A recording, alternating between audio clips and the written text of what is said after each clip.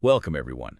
Ready to dive into the world of tardigrades? Absolutely. These tiny creatures pack a punch when it comes to survival. I mean, water bears or moss piglets, right? Those nicknames definitely capture their charm, but they're known for their resilience.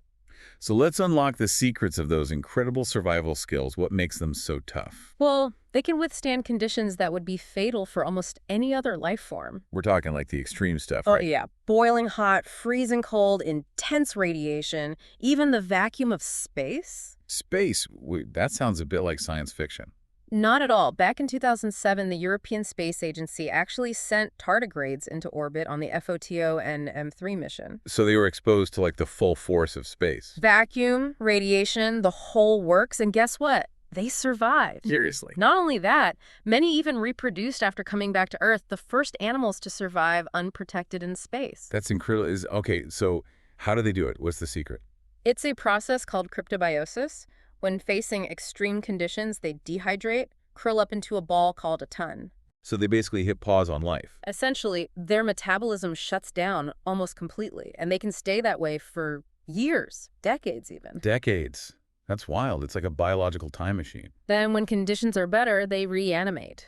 I mean, decades, that makes you wonder, what's it like to experience time that way? To blink and miss like 30 years. It's definitely mind-boggling, and researchers are trying to unlock all the secrets of cryptobiosis. Imagine the applications if we could understand how they do that. Organ preservation, space travel, it could revolutionize things. So that's how they handle the extremes.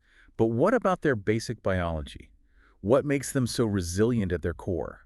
Their anatomy plays a big part. Unlike more complex animals, they lack specialized systems for breathing and circulation. So oxygen just kind of goes straight through them. Pretty much it diffuses through their bodies, which means they can survive in environments with low oxygen levels. So they're like the ultimate minimalists, perfectly adapted for those harsh environments. But what about that whole stealing DNA thing? They have genes from other organisms, right? You're right, it's called horizontal gene transfer. They incorporate foreign DNA into their genome. So they're like genetic mosaics, picking up traits from all over the place. How much of their DNA is from other sources? Scientists estimate about 17.5% comes from elsewhere, like bacteria, fungi, even plants. So they're picking and choosing the best bits for survival. It might be one reason they can withstand things like extreme radiation, levels 1,000 times higher than what would kill us. So are they like walking microscopic radiation shields? Their pressure resistance is incredible, too. How much pressure can they handle? Up to 6,000 times that of Earth's atmosphere, even greater than the deepest ports of the ocean. That's mind-blowing. It makes you wonder what other extreme environments they could survive. So where can we find these microscopic marvels? Are they rare? Not at all. They're actually pretty common all over the world. You might even have some in your backyard. They inhabit a wide range of environments: ocean depths, Himalayan heights, moss, lichen, soil, hot springs. Pretty much anywhere with moisture. They're literally everywhere. And it highlights their adaptability and how successful they've been. It's amazing how something so small can be so adaptable and successful. And to think we've only just started to understand their secrets. That's what makes them so captivating. They constantly challenge our understanding of life's limits. The microscopic superheroes of the natural world. Exactly. It's not just about surviving extremes, though. Their everyday lives are fascinating, too. Oh, really? Like what? Their reproductive strategies, for instance, some tardigrade species can reproduce both sexually and asexually. Like asexually, they can like clone themselves? Pretty much, yeah, especially useful in tough environments where finding a mate might be a challenge. It's like a backup plan to make sure they keep going. A brilliant way to ensure their species survives no matter what. Smart, but what happens when the eggs are laid? What are the babies like? Usually the females lay eggs, and the young tardigrades that hatch, get this, they're like mini adults. No awkward teenage phase then. Nope. Born, ready for the world, with all those amazing survival mechanisms we talked about. Incredible. It's amazing how much we've learned about these tiny creatures. It really is, and as scientists dig deeper, there are always new discoveries, but even with all we know, there's still so much we don't. Like what? Take cryptobiosis. We know they can shut down their metabolism and restart it, but the exact how-to is still a mystery. It's like they hold the key to some kind of biological immortality. Well, at least on a microscopic scale. The possibilities are mind-boggling if we could unlock those secrets. What could we do? Preserve organs for longer, develop new ways for long-distance space travel, maybe even learn about extending human lifespan. Wow, that's getting into some serious sci-fi territory. It is, but tardigrades, with their seemingly impossible abilities, they inspire that kind of thinking. I can see why. They make you question what's truly possible. They're a constant reminder that nature is full of surprises.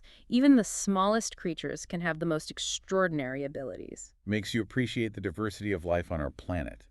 And to think we're still finding new species, new wonders all the time. Absolutely. And studying tardigrades, we're not just learning about them, but about ourselves and the potential for life beyond Earth. That's a great point. It's easy to get caught up in the cool facts about tardigrades, but why does this all matter to us, the listeners? Their story is a reminder that life is resilient. It can exist in ways we never imagined. So it's not just surviving, it's thriving. Exactly. They're not barely hanging on in these extreme places. They're successful there. It's an inspiring message, especially when the world feels so full of challenges. They're like little beacons of hope, Reminding us that life finds a way. even when things are tough. Yeah. So their biology gives us insights, right? Into the limits of life, the power of adaptation, even the possibility of life beyond Earth. Yeah, and we can't forget the practical applications.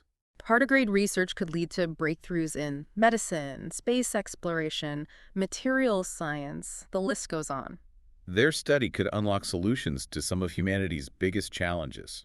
So while they might seem alien, tardigrades are connected to our lives and our future. So next time anyone's out in nature, take a moment to appreciate that microscopic world. You might be looking at a tardigrade. A tiny superhero with secrets that could change the world. Well said.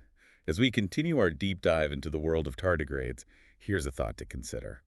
If these creatures can handle the most extreme conditions, what does that say about the possibility of life out there in the universe? And what can we learn from them to face our own challenges here on Earth? Those are some big questions. It really makes you think, there's so much we don't know about the world around us. Even right here on our own planet. And they've been around for, what, over 500 million years? Surviving all those mass extinction events that wiped out so many other species. Talk about resilience. Makes you wonder what other tiny marvels are out there just waiting to be discovered. It's a thrilling thought. And even if they're the ultimate survivors, there's still so much we can learn from them. About adaptation, evolution, the diversity of life. It's pretty incredible. It really is. I think it's safe to say this deep dive into the world of tardigrades has been a real eye-opener. From moss to space, who would have thought?